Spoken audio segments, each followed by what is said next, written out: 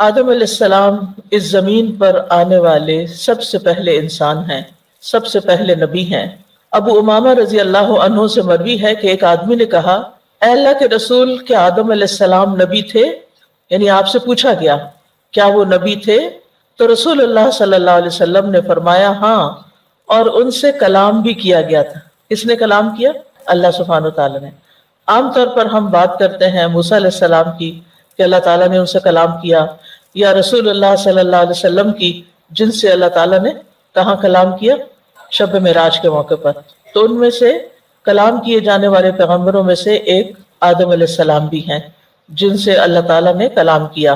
یہ اللہ کے چنے ہوئے نبی ہیں جن کے بارے میں سورۃ آل عمران میں آتا ہے، ان اللہ اصطفیٰ آدم ونوحا وآل ابراہیم وآل عمران علی العالمین۔ بے شک اللہ نے آدم اور نوح کو اور ابراہیم علیہ السلام کے گھرانے اور عمران کے گھرانے کو جہانوں پر چن لیا، یعنی یہ اللہ کے خاص چنے ہوئے بندے تھے۔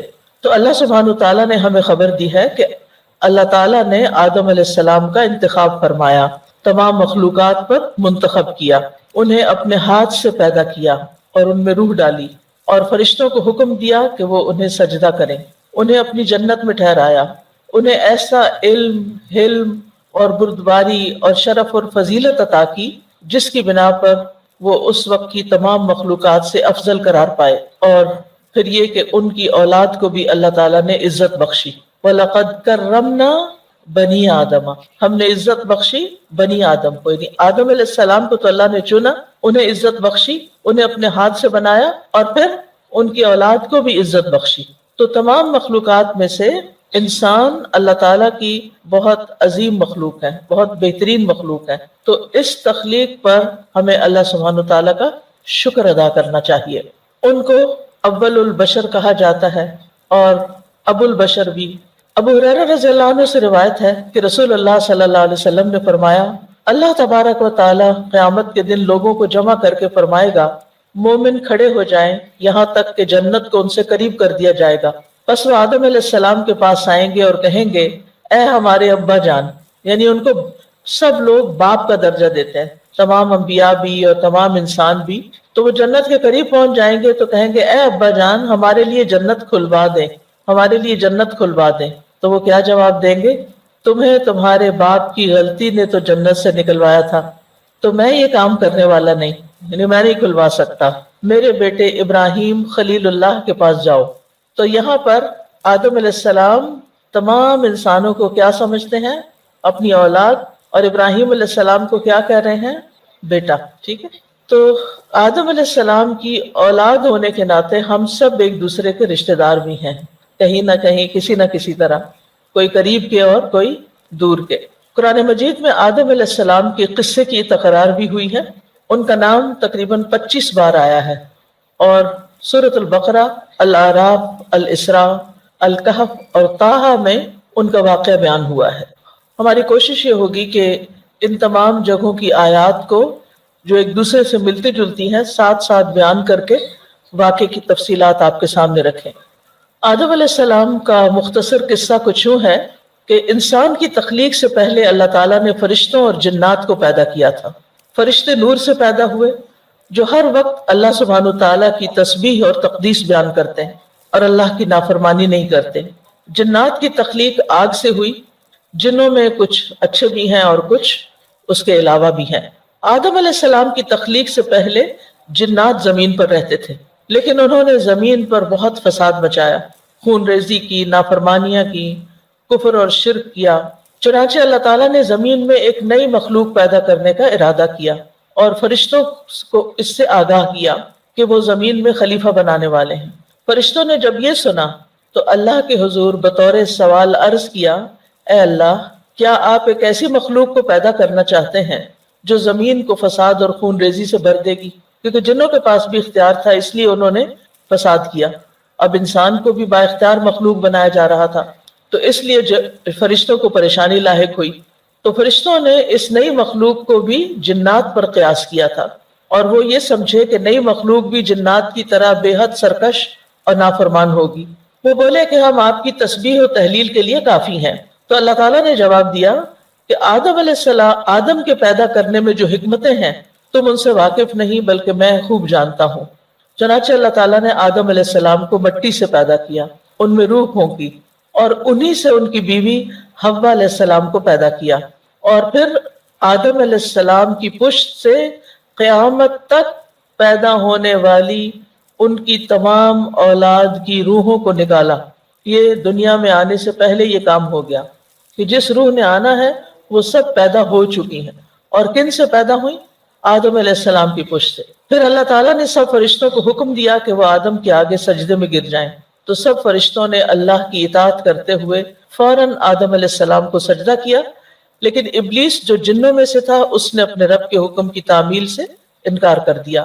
اس کا انکار کرنا تکبر اور بڑائی کی بنا پہ تھا۔ اس نے یہ دلیل پیش کی کہ میں آدم سے بہتر ہوں۔ اس بے ادبی پر اللہ تعالیٰ نے اسے اپنی بارگاہ سے دور کیا، اسے مردود اور ملعون قرار دیا۔ اللہ تعالیٰ نے آدم علیہ السلام اور ان کی بیوی حوا کو جنت میں ٹھہرایا اور کہا کہ تم جہاں سے جو چاہو بلا روک ٹوک خوب کھاؤ پیو۔ پھر ایک درخت کی طرف اشارہ کر کے فرمایا کہ کھانے کی غرض سے اس درخت کے قریب بھی نہ جانا اور اس کے کھانے سے مکمل پرہیز کرنا۔ شیطان کو جب اس بات کا علم ہوا کہ آدم اور حوا علیہ السلام کو ایک خاص درخت کے پھل کھانے سے منع کیا گیا ہے، تو وہ ان کو ورغلانے اور پھسلانے کی کوشش کرنے لگا۔ آدم علیہ السلام اس کے فریب میں آ گئے اور آدم اور حوا دونوں نے درخت کے پھل کو کھا لیا، جس کے نتیجے میں ان سے جنت کا لباس اتروا لیا گیا۔ اللہ تعالیٰ نے آدم اور حوا کو جنت سے نکال کر زمین پر بھیج دیا۔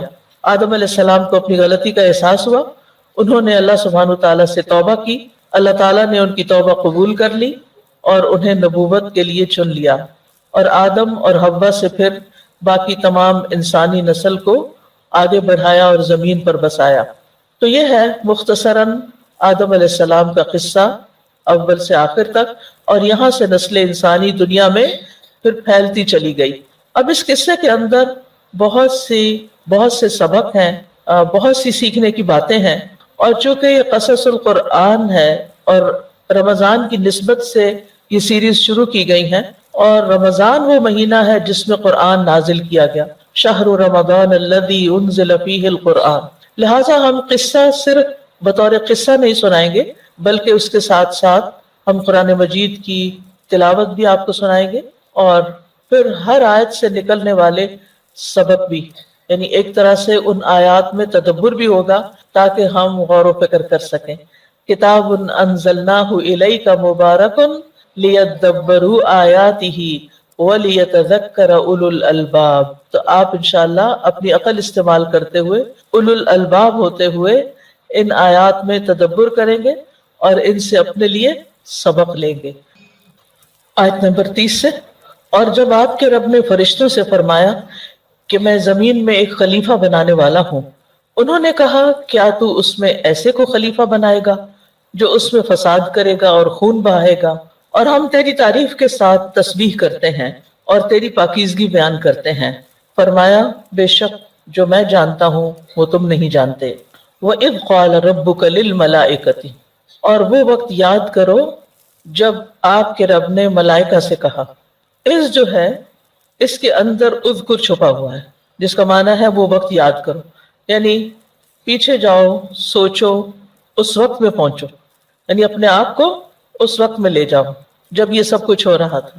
وہ کیوں؟ کیونکہ جب انسان وہاں تک پہنچ جاتا ہے امیجنیشن میں تو باتیں زیادہ سمجھ میں آتی ہیں، یوں لگتا ہے جیسے اپنی آنکھوں سے سب کچھ ہوتا ہوا دیکھ رہا ہے۔ کیونکہ اللہ سبحانہ وتعالیٰ نے آدم علیہ السلام کی تخلیق کا ارادہ فرشتوں پر پیش کیا تھا، تو پھر فرشتوں نے جو کچھ کہا اس کا ذکر اس آیت میں کیا گیا ہے۔ فرشتے اللہ سبحانہ وتعالیٰ کی خاص مخلوق ہیں جو نور سے پیدا ہوئے ہیں، اور ملائکہ ملک کی جمع ہے جو الوکا سے نکلا ہے۔ الوکا کا معنی ہوتا ہے ارسال کرنا، بھیجنا۔ تو ملک کو ملک اس لیے کہتے ہیں کہ وہ اللہ تعالیٰ کی طرف سے بھیجا جاتا ہے۔ کس چیز کے لیے بھیجا جاتا ہے؟ مختلف کاموں کے لیے۔ تو آپ نے عقیدہ میں ملائکہ کے بارے میں پڑھا ہوگا، ایمان بالملائکہ، کہ ان کے مختلف کام ہیں، اور سورۃ فاطر میں آتا ہے کہ ان کے یعنی پروں کی تعداد بھی مختلف ہے، ان کے سائزز مختلف ہیں۔ تو بہرحال ان کو مختلف کاموں کے لیے ڈپیوٹ کیا جاتا ہے، بھیجا جاتا ہے۔ اور پھر خاص طور پر وحی الہی کو لانے والے بھی جبریل علیہ السلام ہیں، وہ بھی بھیجے گئے اللہ تعالیٰ کی طرف سے۔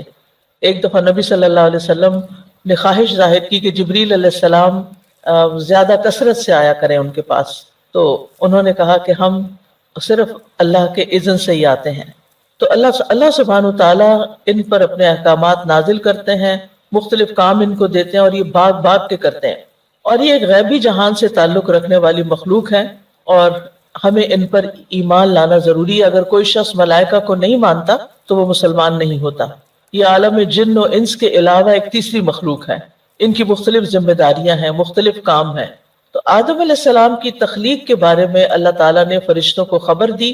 دوسری جگہ پر سورۃ صاد میں فرمایا اذ قال ربک للملائکۃ انی خالق بشرا من طین، یہاں جائل کا لفظ آیا ہے، وہاں خالق کا لفظ آیا ہے، دونوں جگہ اسم استعمال ہوا ہے۔ اخلق نہیں کہا، اجعل نہیں کہا، ٹھیک ہے۔ جائل، علم بلاغت اور علم لغت میں اسم یعنی ایک ہوتا ہے نا اسم اور ایک ہوتا فعل، تو یہاں اسم استعمال ہوا جائل فاعل کے وزن پر۔ اسم ایک چیز کے ثابت ہونے یعنی اس چیز کے قائم ہو جانے پر دلالت کرتا ہے، یعنی ان الامر تم وحصل واستقر وثبت وان لم يحدث فعلا۔ تو سمجھ آئی کہ یہ کام سمجھو ہو گیا، تم حصل حاصل ہو گیا، استقر قرار پکڑ گیا، ثبت ثابت ہو گیا۔ سارے لفظ آتے ہیں آپ کو، صرف آپ اپنے آپ کو تکلیف نہیں دینا چاہتے، سوچنا نہیں چاہتے، ایک دم اوور ویلمڈ ہو جاتے، گھبرا جاتے ہیں کہ یہ پتہ نہیں کیا کہہ دیا ہے۔ اس میں کوئی ہے نیا لفظ نہیں ہے نا، آتے ہیں آپ کو۔ وَإِن لَمْ يَحْدُثْ فَعْلًا، اگرچہ ابھی واقع ہوا نہیں، تو فعل جو ہوتا ہے نا فعل کے مقابلے میں اسم زیادہ قوی ہوتا ہے، یعنی ارادے کی پختگی ہے اس میں کہ یہ تو میں کر ہی سمجھو ہو ہی گیا، یہ تو میں کرنے والا ہوں، میں نے کر ہی دیا، ایسا ہو جا ایسا ہوگا۔ مثلا ایک ہوتا ہے حافظ اور ایک ہوتا ہے یحفظ، کیا فرق ہے؟ حافظ تو ہو چکا تبھی حافظ کہتے ہیں نا کسی کو، اور یحفظ ابھی کر رہا ہے، ٹھیک ہے۔ تو اسم جو ہے یہ کسی چیز کے ثابت ہونے پر دلالت کرتا ہے۔ تو انی جاعل فی الارض خلیفہ، میں تو لازماً زمین میں ایک خلیفہ بنانے والا ہوں۔ خلیفہ کون ہوتا ہے؟ خلیفہ وہ ہوتا ہے جو کسی کی موت کے بعد یا اس کے غائب ہونے کے بعد اس کا جانشین بنے، یا وہ تمام امور خود سر انجام نہ دے سکنے کی صورت میں بعض معاملات میں اس کا نائب ہو۔ تو یہاں خلیفہ سے مراد اللہ کا خلیفہ لینا درست نہیں، کیونکہ اللہ سبحانہ تعالی نہ تو کہیں غائب ہوتے ہیں اور نہ ہی ان کو کبھی موت آئے گی، وہ ہمیشہ سے ہیں، ہمیشہ رہیں گے۔ تو اس لیے کبھی بھی اللہ کا خلیفہ نہیں ہے، ٹھیک ہے، بلکہ اس سے مراد وہ لوگ ہیں جو نسل در نسل ایک دوسرے کے جانشین بنیں گے۔ تو انسان کو خلیفہ بنانے کے متعلق کئی ایک اقوال ملتے ہیں تفاسیر میں۔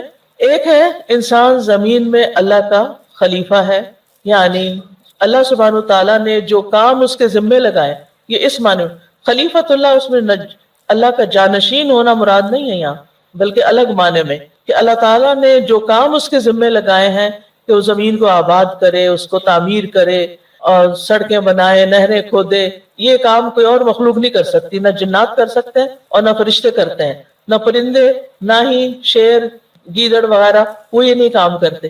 یہ کام کون کرے گا؟ انسان کرے گا، یعنی زمین کو آباد کرنے کا کام۔ تو اس معنی میں خلیفہ کا لفظ استعمال ہوا ہے کہ جو کام اس کے ذمے لگائے جائیں گے وہ کام کرے گا، اور کام وہ اللہ سبحانہ تعالیٰ کی طرف سے ایک طرح سے اس کو الہام کیے جائیں گے۔ دوسرا ہے آدم علیہ السلام اپنے سے پہلے کی مخلوق کے نائب ہیں، اور پہلے کی مخلوق کون ہے؟ جنات۔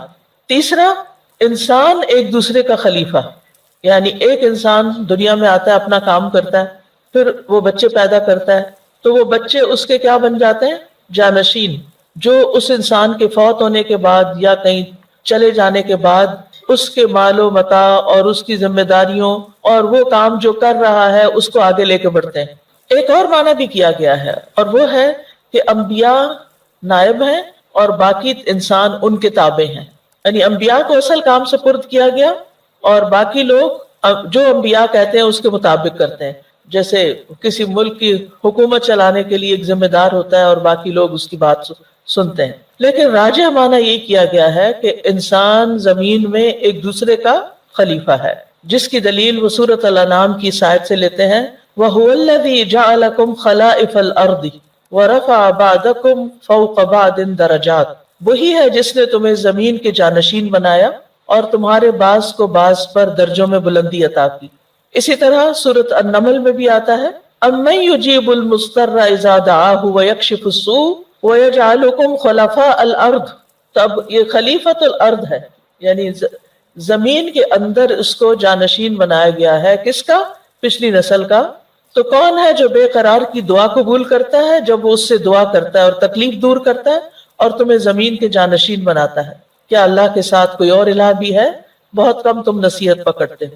تو اب اس میں آپ دیکھیے کہ آیت کے اتنے سارے حصے میں کیا کیا آ گیا؟ عز آ گیا، رب آ گیا، ملائکہ آ گیا، جاعل کا معنی آ گیا، خلیفہ کا معنی آ گیا. تھوڑی ہی دیر میں آپ نے کتنی ساری باتیں سیکھ لیں اس قصے کے حوالے سے. ٹھیک ہے. قالوا اتجعل فيها من يفسد فيها ويسفك الدماء. فرشتوں نے سوال کر دیا، فرشتوں نے سوال کر دیا. یہ سوال اعتراض نہیں تھا. کیا نہیں تھا؟ اعتراض نہیں تھا. اور نہ ہی انہیں آدم علیہ السلام سے کوئی حسد تھا، بلکہ انسان کی پیدائش کی حکمت معلوم کرنے کے لیے سوال کیا تھا، بات کو سمجھنے کے لیے، ایک چیز کی حقیقت کو جاننے کے لیے.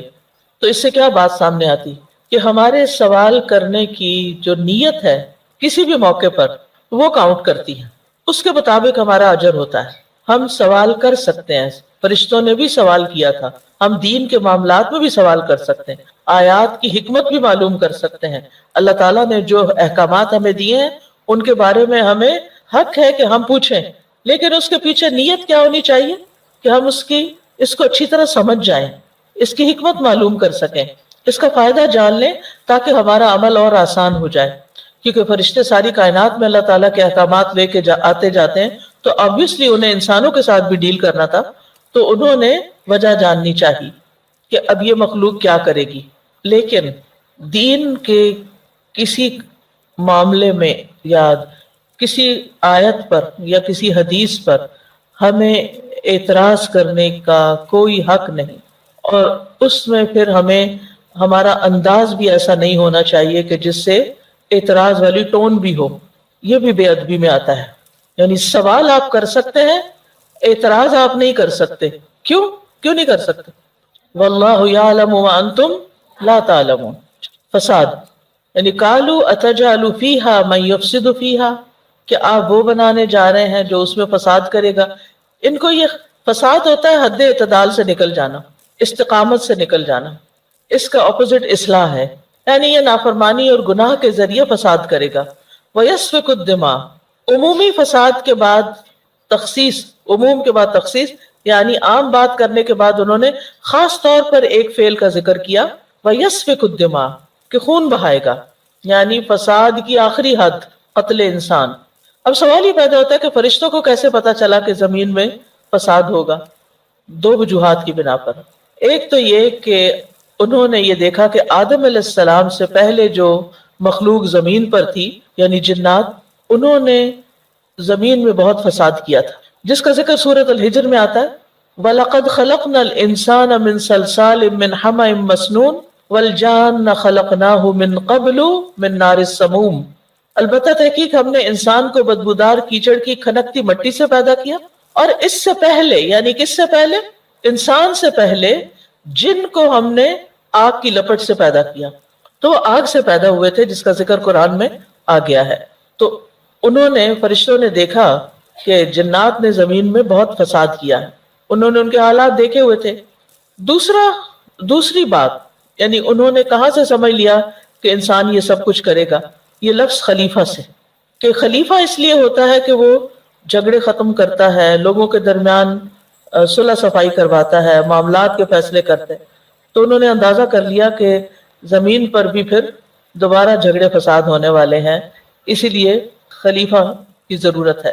وَنَحْنُ نُسَبِّحُ بِحَمْدِكَ وَنُقَدِّسُ لَكَ، اور ہم آپ کی حمد کے ساتھ آپ کی تسبیح کر رہے ہیں اور آپ کی پاکی بیان کرتے ہیں. یعنی ہم ہمیشہ آپ کی عبادت کرتے ہیں اور کبھی آپ کی کوئی نافرمانی نہیں کی.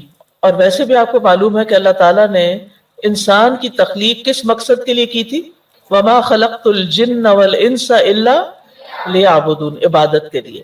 کہ اگر انسانوں کی تخلیق کا مقصد آپ کی عبادت کرنا ہے تو ہم موجود ہیں. ہم دن رات کسی کوتاہی اور اکتاہٹ کے بغیر تیری عبادت میں مشغول رہتے ہیں.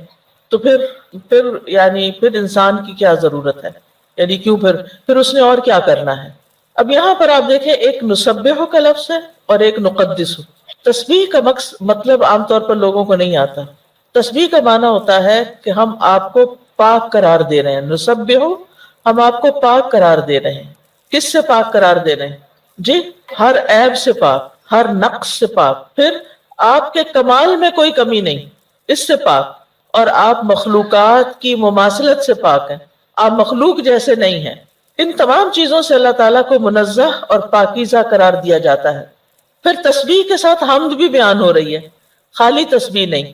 یعنی ہم ایسی پاکیزگی بیان کرتے ہیں جس کے ساتھ حمد بھی ملی ہوئی ہے، کیونکہ تسبیح میں نقص سے پاک قرار دینا ہے اور حمد میں اللہ کے کمال کو ثابت کرنا ہے. یعنی آپ کی تعریف بھی، صرف اتنا نہیں کہ آپ میں عیب کوئی نہیں، بلکہ جواب دینے آپ کو ساتھ لے کے چلنا چاہتی ہوں، اس لیے، ورنہ میں خود ہی بتا دوں آپ کو، پھر آپ عادت سوتے جاگتے سنیں گے. اس لیے کہ بہت عام چیز ہے. یہ سوال میرے ذہن میں اکثر آتا تھا کہ نسبح بحمد کا کیوں، ساتھ حمد کیوں ہے؟ تو تسبیح آدھا حصہ ہے اور حمد اس کی تکمیل ہے. تسبیح میں پاک قرار دینا کہ آپ میں کوئی عیب نہیں. اچھا، اب مثال کے طور پر اگر میں یہ کہوں کہ اس گلاس میں کوئی داغ نہیں، تو یہ بھی تعریف ہے کہ یہ صاف ستھرا ہے، لیکن یہ آدھی تعریف ہے. اگر میں یہ کہوں کہ یہ گلاس بہت چمکدار بھی ہے، اس میں کوئی داغ بھی نہیں اور یہ چمکدار بھی ہے، تو ایک طرف اس کی عیب سے نفی کر دی گئی اور دوسری طرف اس کی تعریف بھی کی گئی. تو اس سے پھر پورا کمال ثابت ہوتا ہے. وَنُقَدِّسُ، تقدیس. اب ایک طرف تسبیح بھی پاکی بیان کرنا تھا اور اب یہاں تقدیس کا لفظ بھی آ گیا، اس کا معنی بھی پاک کرنا ہوتا ہے. تو تسبیح کہتے ہیں نامناسب چیز کی نفی کرنا، اور تقدیس کہتے ہیں شایان شان چیز کو ثابت کرنا. یعنی آپ پاک ہیں. تسبیح کا مطلب ہے آپ میں عیب کوئی نہیں، اور تقدیس کا مطلب کیا ہے؟ آپ ہر طرح سے پاک ہیں. تو قدوس سے مراد وہ ذات ہوتی ہے جو دوسروں کی شرکت کی محتاجگی اور شرک جیسی نجاستوں سے پاک ہوتی ہے. اور پھر یہاں یہ بھی کہا گیا نقدس لک، اور یہ جو لک ہے، یہ اس میں لام جو ہے یہ اختصاص کے لیے ہے، یعنی آپ ہی کے لیے، خالصتاً آپ کے لیے. اتنا بھی اگر کہتے نا نسبح بحمدک و نقدس، بات ہو جاتی، لیکن نقدس لک، آپ ہی کی، صرف آپ کی پاکیزگی ہم بیان کرتے ہیں، آپ کی تقدیس بیان کرتے ہیں. اور یہ فرشتوں کی خاص صفت ہے اور یہ فرشتوں کی غذا ہے. وَإِنَّا لَنَحْنُ الْمُسَبِّحُونَ، اور بے شک ہم تو تسبیح کرنے والے ہیں. یعنی اپنے کاموں کے ساتھ ساتھ وہ کیا کرتے ہیں؟ تسبیح کرتے رہتے ہیں. تو آپ بھی فرشتے بن جائیں، ذرا اپنے کاموں کے ساتھ ساتھ تسبیح بھی کیا کریں، ذکر بھی کیا کریں. کچھ فرشتے اللہ تعالیٰ کا عرش اٹھائے ہوئے ہیں، ہر وقت اٹھائے ہوئے ہیں، کام میں لگے ہوئے ہیں، لیکن اس کے ساتھ ساتھ کیا کرتے ہیں؟ تسبیح کرتے ہیں، دعائیں بھی کرتے ہیں. الذین یحملون العرش ومن حولہ یسبحون بحمد ربہم ویؤمنون بہ. اچھا، آپ میں سے کس کس کو عادت ہے روٹی پکاتے ہوئے تسبیح کرنے کی؟ کوئی الحمدللہ، کچھ لوگوں کے ہاتھ کھڑے ہوئے. باقی ہاسٹل کے لوگ ہوں گے، ان کو کبھی پکانے کی ضرورت ہی نہیں، ان کو تو من و سلوہ ملتا ہے. لیکن ان کی اور بہت سی ڈیوٹیاں ہیں، وہ صفائی ستھرائی کا کام کافی کرتے رہتے ہیں. تو جب آپ اپنے کمرے کو صاف کریں، اپنے ہاسٹل کو صاف کریں، تو ساتھ ساتھ آپ نے کیا کرنا؟ تسبیح. کچھ لوگ بس یہ کرتے ہیں کہ وہ رقیہ لگا چھوڑتے ہیں یا پھر کوئی تلاوت لگا دیتے ہیں، وہ بھی اچھی بات ہے، لیکن صرف پیسو لسننگ کرنا کافی نہیں ہوتا. ٹھیک ہے، اپنی زبان سے بھی کچھ نہ کچھ پڑھا کریں اور یہ عادت ڈیولپ کریں. یہ عادت ڈلنے سے ہوتی ہے، ویسے نہیں ہوتی. پچھلے دنوں چونکہ بہت سی ٹریولنگ تھی تو مختلف جگہوں پہ لوگوں کو دیکھنے کا اتفاق ہوا. تو بعض اوقات یہ ہوتا ہے کہ لوگ بیٹھے ہوتے ہیں انتظار میں نا، اور ان کے ہونٹ سلے ہوئے ہوتے ہیں. نہیں سمجھ آئی؟ کسی چیز کے انتظار میں بیٹھے تو ہونٹ سلے ہوئے ہوتے ہیں، گاڑی میں بیٹھے ہوتے ہیں ہونٹ سلے ہوئے ہوتے ہیں. سخت تکلیف ہوتی ہے، سخت. کیوں؟ کہ ان کو پتہ ہی نہیں کہ اس وقت ان کے پاس کیا کچھ کمانے کا کتنا بڑا موقع ہے۔ ایک دفعہ الحمدللہ کہنے سے میزان بھر جاتا ہے، تو بیٹھے بیٹھے کتنی دفعہ آپ میزان بھر سکتے ہیں، اور یہ کل کو کل کو بہت کام آنے والا ہے، لیکن ہم اس کی پرواہ نہیں کرتے۔ ہم ٹریول کرتے ہیں، سفر کرتے ہیں، چل کے جا رہے ہوتے ہیں، مثلا آپ اوپر سے سیڑھیاں اترتے ہیں، اس وقت تو عادت کچھ ہو ہی گئی ہوگی سبحان اللہ پڑھنے کی اور چڑھتے ہوئے اللہ اکبر پڑھنے کی، لیکن بیچ میں سین بھی آتا ہے تو وہاں پہ چپ ہو جاتے ہیں، پھر کچھ بھی نہیں پڑھتے، وہاں استغفر اللہ پڑھ لیا کریں، کیونکہ اس کے بھی بڑے فائدے ہیں۔ ہمارے بہت سے کاموں میں رکاوٹ ہمارے گناہوں کی وجہ سے ہوتی ہے، اس لیے ہم سب کو کثرت سے استغفار کی ضرورت ہوتی۔ آدم علیہ السلام سے اللہ تعالیٰ ناراض ہوئے تو انہوں نے کیسے منایا؟ استغفار کر کے۔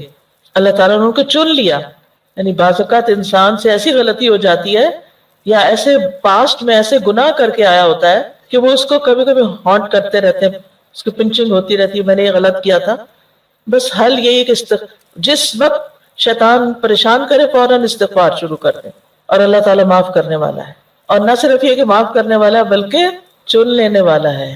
ٹھیک ہے، اللہ تعالیٰ ہماری طرح نہیں ہے کہ ہم اگر کسی نے ماضی میں کوئی غلطی کر دی ہمارے ساتھ یا کسی کے ساتھ، یا اس سے کوئی غلطی ہو گئی، ہم اس کو معاف نہیں کرتے۔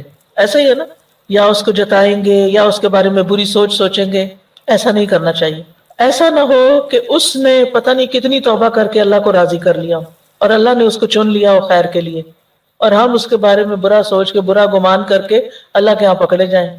تو جس حد تک ممکن ہو اپنے دلوں کو لوگوں کی طرف سے صاف کرتے رہا کریں۔ آپ لوگوں کو معاف کرتے رہیں گے، اللہ تعالیٰ آپ کو معاف کرے گا۔ تو فرشتے کام کرتے ہوئے تسبیح کرتے ہیں، ہم نے بھی کیا کرنا ہے؟ ہم نے بھی کام کرتے ہوئے تسبیح کرنے، کھانا پکاتے ہوئے، واک کرتے ہوئے، برتن دھوتے ہوئے، جھاڑو دیتے ہوئے، کچھ بھی کرتے ہوئے، جب اپنے آپ کو فارغ نہیں رہنے دینا، ہر وقت ذکر ذکر ذکر، کیونکہ جو والذاکرین اللہ کثیرا والذاکرات اعد اللہ لہم مغفرتا واجرا عظیما، کثرت سے اللہ کا ذکر کرنے والے مرد اور عورتیں۔ اور یہ جو میں کہہ رہی ہوں نا کہ اپنے آپ کو عادت ڈالیں، اس میں بہت خوش قسمت ہے وہ لوگ جن کو قرآن مجید زبانی یاد ہے۔ آپ بس سورت کو شروع تو کر دیں، کوئی اگر آپ کو بیچ میں بولنے ڈسٹرب کرنے والا نہیں تو آپ دیکھیں گے، آپ حیران ہوں گے کہ آپ تھوڑے سے وقت میں ایک کے بعد ایک سورت اور سپارے پہ سپارہ پڑھتے جائیں گے۔ صرف عادت ڈالنے کی ضرورت ہے، اپنے آپ کو عادت ڈالیں، ٹھیک ہے نا؟ تو فرشتے اللہ تعالیٰ کی تسبیح کرتے ہیں۔ ابو ذر کہتے ہیں کہ رسول اللہ صلی اللہ علیہ وسلم سے سوال کیا گیا، کون سا کلمہ افضل ہے؟ آپ نے فرمایا جسے اللہ نے اپنے فرشتوں کے لیے یا ان سمیت اپنے تمام بندوں کے لیے منتخب فرمایا، سبحان اللہ و بحمدہ، یہ پسندیدہ کلمات میں سے۔ اور وہ بھی حدیث آتی نا، کلمتان حبیبتان الی الرحمن ثقیلتان فی المیزان خفیفتان علی اللسان، وہ کون سے؟ یس، سبحان اللہ و بحمدہ سبحان اللہ العظیم۔ تو اللہ تعالیٰ نے ان کو کیا جواب دیا؟ قال انی اعلم ما لا تعلمون، بس مختصر سا جواب کہ خلیفہ مقرر کرنے کی ضرورت اور مصلحت کو میں جانتا ہوں، تم نہیں سمجھ سکتے، تم نہیں جانتے، کیونکہ اللہ کو پتا تھا کہ اس زمین پر اللہ تعالیٰ جن لوگوں کو بھیجے گا وہ صرف فساد کرنے والے نہیں ہوں گے، ان میں سے بہت سے لوگ اصلاح کرنے والے بھی ہوں گے، انبیاء ہوں گے، صدیقین ہوں گے، شہداء ہوں گے، صالحین ہوں گے، مقربین ہوں گے، سابقین ہوں گے، متقین ہوں گے، متوکلین ہوں گے، مؤمنین ہوں گے، مسلمین ہوں گے۔ ایسے لوگ ہیں زمین پر، ہوتے ہیں نا؟ تو پھر فرشتوں کو جو خوف تھا یا فکر تھی وہ دور ہو گئی۔ اچھا، اب جب اللہ تعالیٰ نے یہ فرما دیا کہ میں جانتا ہوں جو تم نہیں جانتے، تو کیا فرشتوں نے پھر آگے کوئی اور آبجیکشن کیا؟ اگر کبھی آپ کی والدہ یا والد یا آپ کا کوئی ٹیچر آپ کو ڈیٹیل نہ بتائے اس کام کی جو وہ کرنے والا ہے اور آپ کو سمجھ نہیں آ رہی وہ کیوں کر رہا ہے، مثلا آپ کہیں جا رہی ہیں اور آپ کا بچہ آپ سے پوچھتا ہے آپ کہاں جا رہی ہیں، اور آپ اس کو بتانا نہیں چاہتے اور آپ اس کو یہ کہتے ہیں مجھے معلوم ہے جہاں بھی میں جا رہی ہوں، تو یہ نہ جھوٹ ہوگا، ٹھیک ہے نا؟ اور ضروری بھی نہیں کہ آپ ہر چیز بتائیں، بعض اوقات نہیں بتائی جا سکتی، ہر بات نہیں بتائی جا سکتی، اور ہر وقت موقع بھی نہیں ہوتا۔ اور اس حکمت کو بھی یہاں سے سیکھیں، جب ہم دیکھتے ہیں کہ کسی کے لہجے میں کوئی ایسا سوال ہے جو ہمارے کسی کام کے بارے میں، ہماری کسی ذات کے بارے میں ہے، تو ہمارا رویہ کیا ہوتا ہے اس وقت؟ ہم کیا کرتے ہیں؟ ہم اپنے آپ کو ڈیفینڈ کرنا شروع کر دیتے ہیں. ہر وقت ڈیفینسو موڈ میں ہونے سے نکل آئیں، اپنے اندر کانفیڈنس پیدا کریں. آپ کو پتا ہونا چاہیے آپ کوئی کام کیوں کر رہے ہیں.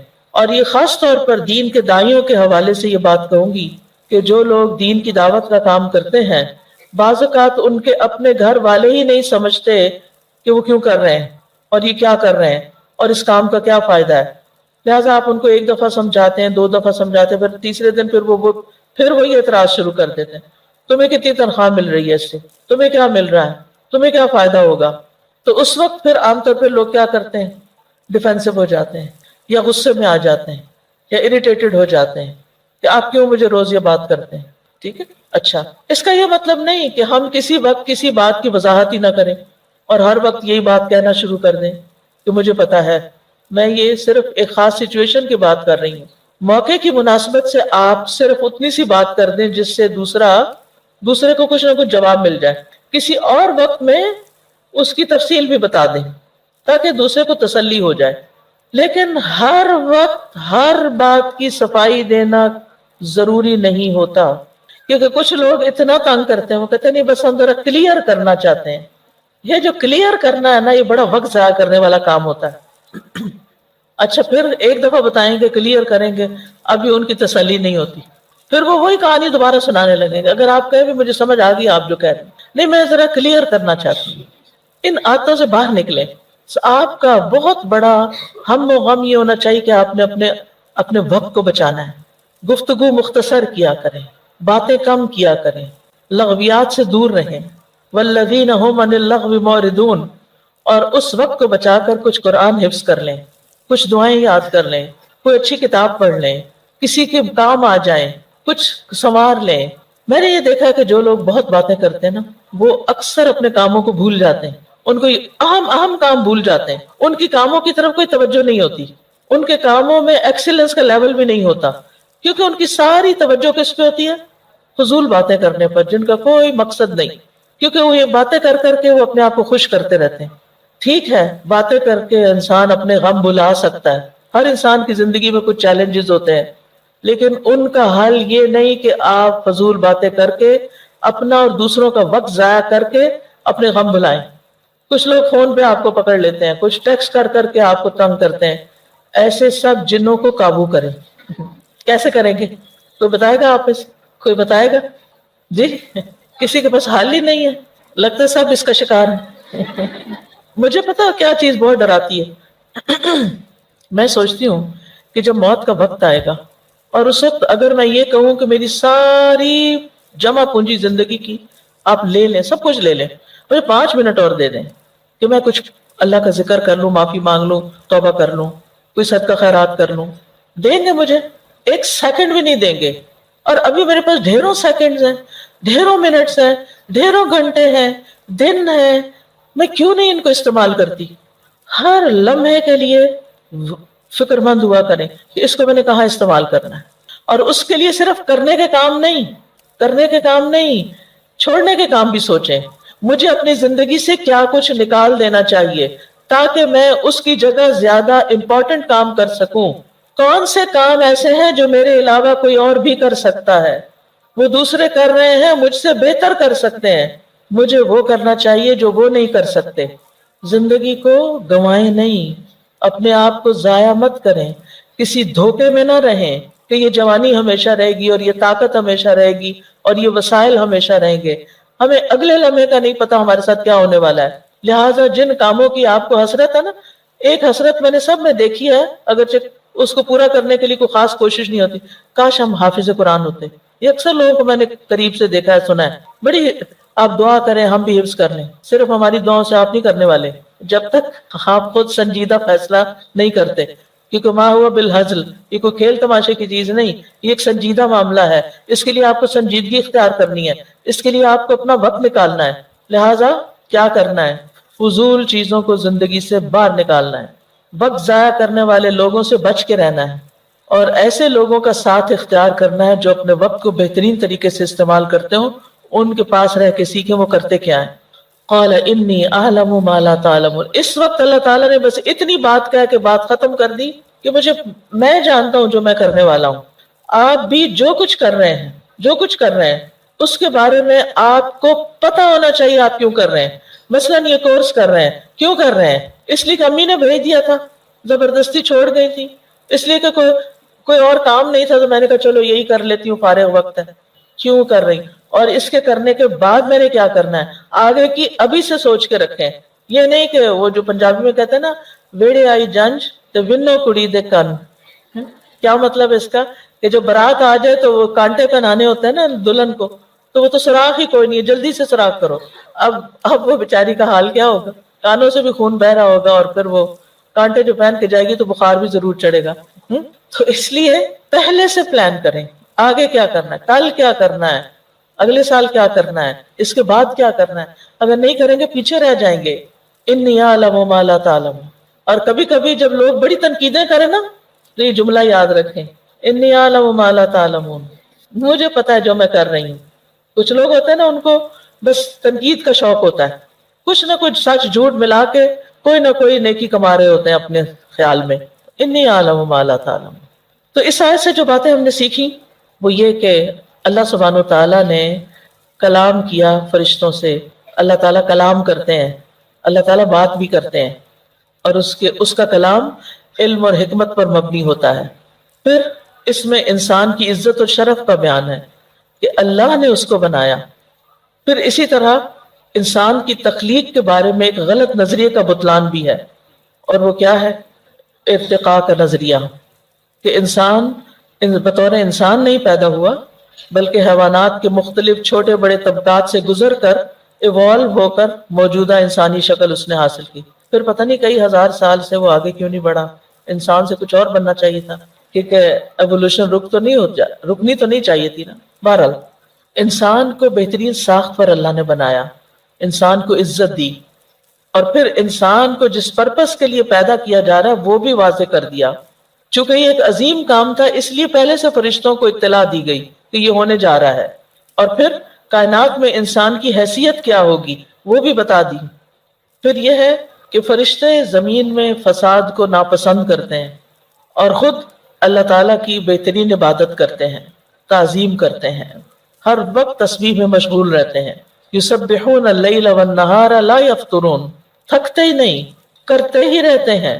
فرشتوں کی تسبیح ایسے ہی ہے جیسے ہم سانس لیتے ہیں، ہم سانس لینے سے رکتے ہی نہیں، نہ سوتے نہ جاگتے، ایک لمحہ بھی ہم نہیں چھوڑتے جب ہم سانس یا اندر نہ کر رہے ہو یا باہر نہ کر رہے ہو۔ تو فرشتے اسی طرح جیسے ہمارا سانس چل رہا ہے نا، فرشتوں کی تسبیح چلتی رہتی ہے۔ وہ نہ کھاتے ہیں نہ پیتے ہیں، نہ شادی نہ تجارت نہ زراعت، وہ صرف اور صرف اپنی ڈیوٹی پوری کرتے ہیں جو ان کو دی جاتی ہے، اور ساتھ تسبیح کرتے رہتے ہیں۔ اس سے تسبیح کی فضیلت کا بھی پتہ چلتا ہے۔ اللہ تعالیٰ فرماتے ہیں وَسَبِّحُوهُ بُكْرَةً وَأَصِيلًا، صبح و شام اس کی تسبیح بیان کرو۔ لہٰذا صبح ایک تسبیح سبحان اللہ وبحمدہ کی، اور ایک شام کو ضرور کر لیا کریں۔ یہاں اس سے یہ بات بھی پتہ چلتی ہے کہ اگر انسان اپنی نیت درست رکھے اور نیت درست کر کے اپنے پسندیدہ ترین کام کو دوسروں سے شیئر کر لے تو اس میں کوئی حرج نہیں۔ فرشتوں نے جو ان کا بہترین کام ہے کیا؟ تسبیح، اس کو اپنی اس صفت کو بیان کیا۔ یہ کوئی تکبر نہیں تھا، کوئی بڑائی کی بات نہیں تھی، بلکہ مثلاً اگر آپ کوئی اچھا کام کرنا جانتے ہیں اور کسی کو ضرورت ہو تو آپ وہاں ذکر کر سکتے ہیں کہ میں یہ کام جانتی ہوں، میں آپ کی ہیلپ کر سکتی ہوں، اس میں کوئی بڑائی کی بات نہیں ہے، یعنی کوئی بری بات نہیں ہے۔ بس دکھلاوا اور فخر جتانا مقصود نہیں ہونا چاہیے۔ نبی صلی اللہ علیہ وسلم نے فرمایا تھا میں اولاد آدم ہوں اور کوئی فخر کی بات نہیں۔ لیکن اگر اس میں انسان یہ کہے کہ میں بہت پاک انسان ہوں یا بڑا نیک انسان ہوں تو اس سے منع کیا گیا۔ جھوٹی تعریفیں بھی اپنی نہیں کرنی چاہیے اور اس کے ساتھ ساتھ اپنی پاکی نہیں بیان کرنی چاہیے۔ فلا تزکوا انفسکم هو اعلم بمن اتقى۔ پھر یہ کہ فرشتے غیب نہیں جانتے، فرشتوں کے پاس جزوی علم ہے اور اللہ کا علم کامل ہے۔ اور آخری سبق اس میں یہ ہے کہ انسان اگر مخلوقات میں سے کسی تخلیق کی حکمت نہ جان سکے تو سر تسلیم خم کر دے، سبحانک ما خلقت ھذا باطلا۔ بعض اوقات آپ انہونی قسم کی چیزیں دیکھیں، بعض اوقات ہم صرف پرندے ہی دیکھتے ہیں تو ہم سوچتے ہیں پتہ نہیں یہ کیوں بنے، ان کا کیا کام ہے، ان کی کیا حکمت ہے۔ بعض اوقات زمین کے اندر ہم کیڑے مکوڑے دیکھتے ہیں، زمین کھودتے ہیں تو اندر سے کچھ چیزیں نکلنے لگتی ہیں، پتھروں میں، پہاڑوں میں، درختوں میں، جنگلوں میں طرح طرح کی مخلوقات ہیں۔ اور اب تو آپ دیکھیں کہ سوشل میڈیا کے دور میں، اور پھر مختلف ایسی ایجنسیز ہیں، ایسی کمپنیز ہیں کہ جو نئی نئی چیزیں نکال کے، آپ ناسا کی ویب سائٹ پہ جائیں، آپ نیٹ جیو پہ جائیں، آپ مختلف جگہوں پہ، انسٹاگرام پہ یا ویسے ویب سائٹس پہ آپ دیکھیں تو حیران ہوں گے کہ کیا کیا تخلیقات سامنے آ گئی جو آج سے 10 سال پہلے بھی لوگوں کو پتہ ہی نہیں تھا ان کا۔ سمندر کی مخلوقات کو دیکھیں تو اس میں طرح طرح کی چیزیں ہیں، تو اس وقت دل میں ضرور خیال آتا ہے نا کہ پتہ نہیں یہ کیوں بنی، کیا کرتی ہے، اس کا کیا کام ہے، اس کا کیا مقصد ہے۔ تو اگر ہمیں مقصد نہیں پتا کسی کی تخلیق کا تو ہمیں کیا کرنا چاہیے؟ کیا کرنا چاہیے؟ اللہ نے کسی مقصد سے ہی بنایا، اللہ کو پتا ہے اس نے اسے کیوں بنایا۔ آدم علیہ السلام کی تخلیق کے بارے میں چند باتیں اور بھی ضروری ہیں کرنا۔ پہلی بات تو یہ کہ آدم علیہ السلام کو مٹی سے پیدا کیا گیا، اور قرآن مجید میں ہی مٹی کے مختلف اوصاف بیان ہوئے ہیں۔ سب سے پہلے تراب، تراب مٹی کو کہتے ہیں نا، ڈسٹ کو۔ ان مثل عیسیٰ عند اللہ کمثل آدم خلقہ من تراب ثم قال له کن فیکون۔ بے شک عیسیٰ علیہ السلام کی مثال اللہ کے نزدیک آدم کی مثال کی طرح ہے کہ اسے تھوڑی سی مٹی سے بنایا، پھر اسے فرمایا ہو جا تو وہ ہو گیا۔ تو آدم علیہ السلام کیسے پیدا ہوئے؟ مٹی سے پیدا ہوئے، لیکن کلمہ کن بھی، اور حدیث سے پتہ چلتا ہے کہ اللہ تعالیٰ نے ان کا ڈھانچہ اپنے ہاتھ سے بنایا تھا۔ ٹھیک ہے، ابھی میں آگے وہ حدیث ریفرنس کے ساتھ آپ کو بتاؤں گی۔ اب آپ دیکھیں کہ آج کے ہمارے بچے کتنے کنفیوز ہوتے ہیں، اور یہیں سے بگاڑ شروع ہو جاتا ہے جب انسان یہ سمجھتا ہے کہ میں تو خود سے خود ہی بن گیا ہوں، ایوالو کرتے کرتے، اللہ نے مجھے نہیں بنایا، اور وہ اللہ کا انکار کر دیتے ہیں۔ تو جب کبھی آپ بچوں کو یا کسی کو بھی آدم علیہ السلام کا قصہ سنائیں تو ان کی تخلیق کا جو عمل تھا اس کو بھی ضرور بیان کریں کہ وہ کیسے پیدا ہوئے۔ تو پہلی چیز کیا ہے؟ تراب تھی، سب سے پہلے تراب لی گئی، پھر طین۔ اذ قال ربک للملائکۃ انی خالق بشرا من طین، یہ سورۃ صاد کی آیت ہے۔ جب تیرے رب نے فرشتوں سے کہا کہ بے شک میں تھوڑی سی مٹی سے ایک بشر بنانے والا ہوں۔ اب جو تراب تھی اس میں پانی ڈلا تو وہ طین بن گئی۔ ٹھیک ہے، اگلا مرحلہ آ گیا۔ پھر سورۃ الحجر میں آتا ہے وَلَقَدْ خَلَقْنَا الْإِنسَانَ مِنْ صَلْصَالٍ مِنْ حَمَإٍ مَسْنُونٍ، اور البتہ تحقیق ہم نے انسان کو بدبودار سڑے ہوئے کیچڑ کی کھنکتی مٹی سے پیدا کیا۔ ٹھیک، یعنی وہ گیلی مٹی کو چھوڑ دیا گیا، حتیٰ کہ اس میں کیا پیدا ہو گیا؟ بو پیدا ہو گئی، لیس پیدا ہو گئی۔ پھر سورۃ الرحمن میں آتا ہے خلق الانسان من صلصال کالفخار، اس نے انسان کو بجنے والی مٹی سے پیدا کیا جو ٹھیکری کی طرح، جیسے گھڑا وغیرہ ہوتا ہے نا، اس میں سے آواز آتی ہے اگر آپ اس کو ٹکوریں، یعنی اس طرح۔ تو عربی زبان میں خشک مٹی کو تراب کہتے ہیں، گیلی مٹی کو طین کہتے ہیں، مدت تک پڑی رہے اور سیاہ ہو جائے تو حما کہتے ہیں، اور بدبو آنے لگے تو حمأ مسنون کہتے ہیں، خشک ہو کر کھن کھن بجنے لگے تو سلسال کہتے ہیں، اور مسنون کی ایک معنی یہ بھی ہے جس کی تصویر بنائی گئی ہو، اور مسنون کا ایک معنی ملائم اور نرم بھی ہے۔ تو آدم علیہ السلام کی پیدائش کی ترتیب یہاں سے پتہ چلتی ہے کہ سب سے پہلے اللہ تعالیٰ نے پوری زمین سے مٹی لی، اور پھر پانی ڈالا، اور پھر چھوڑ دیا، اور وہ لیسدار ہو گئی، کالی سیاہ ہو گئی، اس میں بو آنے لگی، اور پھر اس کو ڈھانچے کی شکل میں بنایا گیا، اور ڈھانچہ سوکھ کر کھن کھن بجنے لگا۔ اس کے بعد اس میں روح پھونکی گئی۔ تو مٹی کے، زمین کی مٹی کے مختلف رنگ ہیں۔ اگر آپ ٹریول کریں نا تو ایون پاکستان کے اندر بھی مختلف پہاڑوں کے رنگ مختلف ہیں، مٹی کے رنگ بھی مختلف ہیں، کہیں یلو مٹی ہے سنہری رنگ کی، کہیں لال مٹی ہے، کہیں براؤنش جیسے ہمارے ہاں عام طور پہ پائی جاتی ہے، کہیں ڈارک کلر کہیں ڈارک کلر ہے، کہیں لائٹ کلر ہے۔ تو رسول اللہ صلی اللہ علیہ وسلم نے فرمایا آدم علیہ السلام 3 طرح کی مٹی سے بنائے گئے، 3 طرح کی مٹی سے، سیاہ، سفید اور سرخ۔ ایک اور حدیث بات ہے مسند احمد کی، اللہ عز و جل نے آدم کو ایک مٹھی مٹی سے پیدا کیا تھا جو اس نے ساری زمین سے اکٹھی کی تھی، ایک مٹھی مٹی سے پیدا کیا جو ساری زمین سے اکٹھی کی گئی. یہی وجہ ہے کہ بنی آدم زمین ہی کی طرح ہیں، کچھ سفید ہیں، کچھ سرخ ہیں، کچھ سیاہ فام ہیں، کچھ اس کے درمیان. اس طرح کچھ خبیث ہیں، کچھ عمدہ ہیں، کچھ نرم ہیں، کچھ غمگین ہیں اور کچھ ان کے درمیان، یعنی مزاج کے اعتبار سے بھی فرق ہے ان میں. پھر یاد رکھیے کہ ایک اور روایت میں آتا ہے کہ اللہ تعالیٰ نے، یہ عبداللہ بن عمر کہتے ہیں، یعنی کہ صحابی کا قول ہے اور امام مجاہد سے مروی ہے کہ اللہ نے 4 چیزوں کو اپنے ہاتھ سے پیدا کیا: عرش، قلم، آدم اور جنت عدن. پھر تمام مخلوقات سے کہا ہو جا تو وہ ہو گئی، یعنی باقی ساری مخلوق کو کن کہہ کے پیدا کیا. اب یہاں پر یہ جو آدم اور جنت اور یہ عرش وغیرہ ہیں، جنت کی ایک اور جگہ پہ یہ وضاحت آتی ہے جنت عدن کے بارے میں کہ ایک اینٹ سونے کی رکھی، ایک چاندی کی رکھی اور مسک کی کستوری کا دارا، اور اس طرح اللہ تعالیٰ نے اپنے ہاتھ سے جنت عدن کو بنایا. اب آدم علیہ السلام کا جو ڈھانچہ تھا وہ اللہ تعالیٰ نے خود اپنے ہاتھ سے بنایا اور پھر روح پھونکی اور وہ کن کہہ کے یا جیسے بھی، کیونکہ آیت میں پیچھے آیا ہے کہ آدم علیہ السلام کی تخلیق کے وقت بھی کن کہا گیا تھا، ٹھیک، ہو جا، اور بس ہو گئے. آدم علیہ السلام کو سب سے بہترین صورت پر پیدا کیا گیا. سورۃ الاعراف میں آتا ہے وَلَقَدْ خَلَقْنَاكُمْ ثُمَّ صَوَّرْنَاكُمْ ثُمَّ قُلْنَا لِلْمَلَائِكَةِ اسْجُدُوا لِآدَمَ فَسَجَدُوا إِلَّا إِبْلِيسَ لَمْ يَكُنْ مِنَ السَّاجِدِينَ. اور یقیناً ہم نے تمہیں پیدا کیا، پھر ہم نے ہی تمہاری صورت بنائی، پھر ہم نے فرشتوں سے کہا کہ آدم کو سجدہ کرو، تو سب نے سجدہ کیا سوائے ابلیس کے، وہ سجدہ کرنے والوں میں نہ ہوا. تو خلقناکم ثم صورناکم، اللہ تعالیٰ نے آدم علیہ السلام کی تخلیق کو اپنی طرف منسوب کیا، ٹھیک ہے.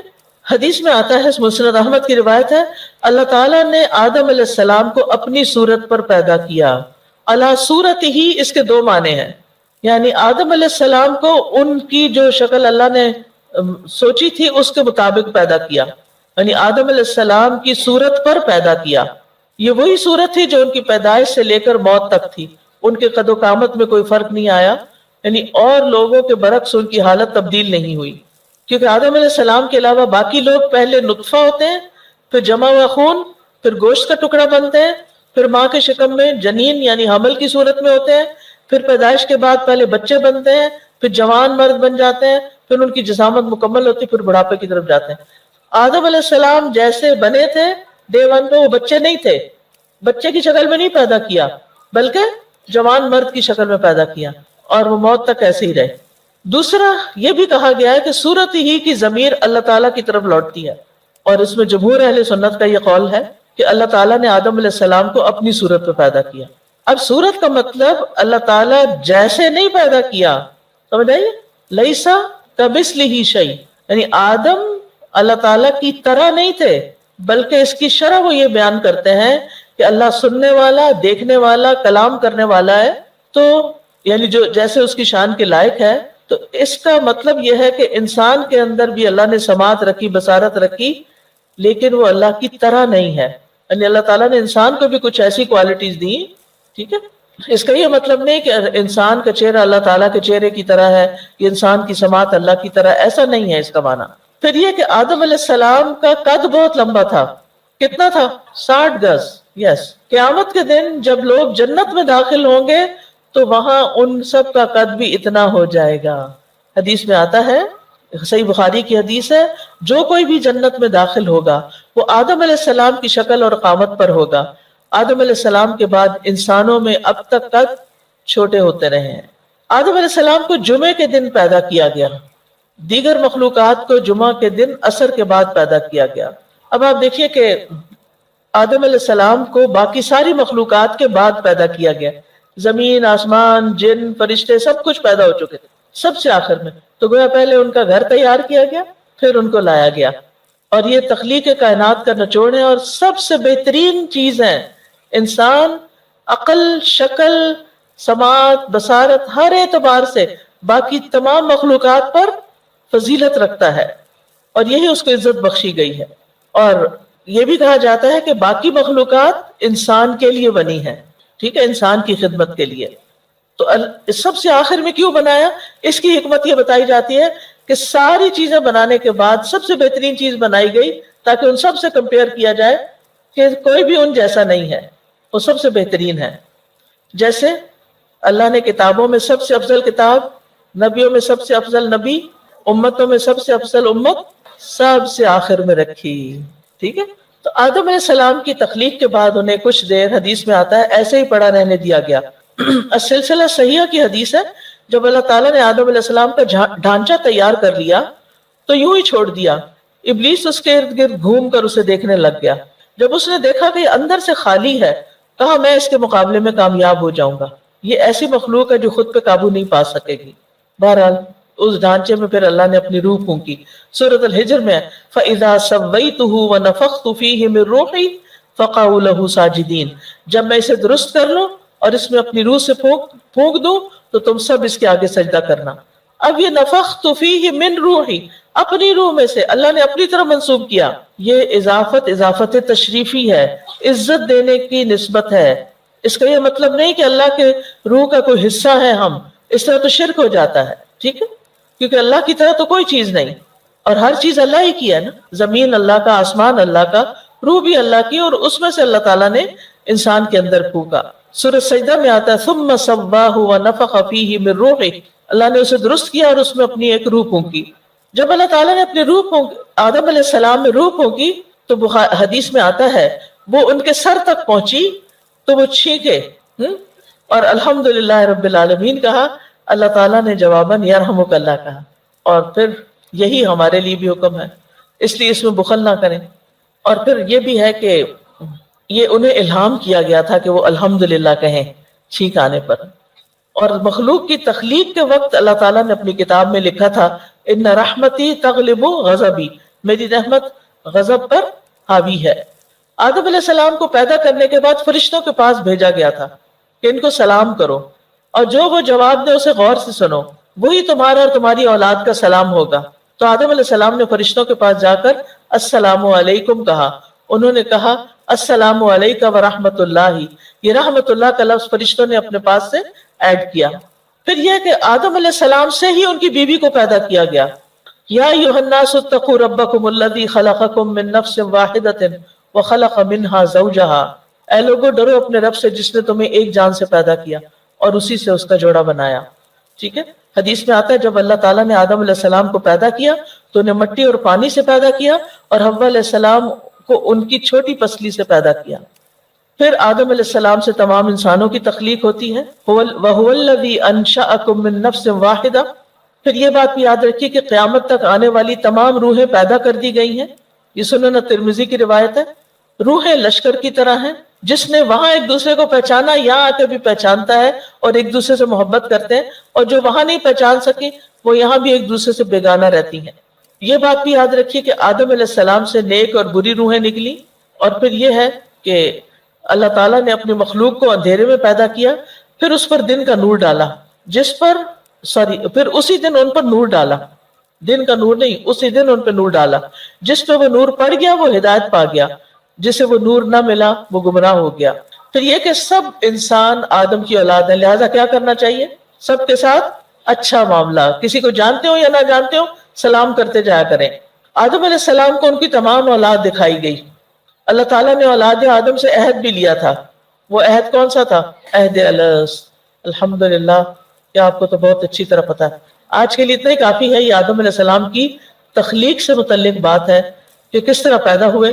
اگر کوئی کوشچن ہے تو آپ لکھ کے دے سکتے ہیں، کل انشاءاللہ جواب دے دوں گی، اس میں لے آؤں گی، کہیں نہ کہیں انکارپوریٹ کر دوں گی. اور سوری تھوڑا سا ٹائم اوپر ہوا ہے، لیکن مجھے یہ چیپٹر مکمل کرنا تھا. جزاکم اللہ خیرا. کچھ مہمان بھی آئے ہوئے ہیں محافظ ٹاؤن گوجرانوالہ سے، تو آپ لوگ کلاس کے بعد اس طرف آ کے بیٹھ جائیں تو میں آپ سے ملاقات کر لیتی ہوں. سبحانک اللہم و بحمدک اشہد ان لا الہ الا انت استغفرک و اتوب الیک. السلام علیکم ورحمۃ اللہ وبرکاتہ.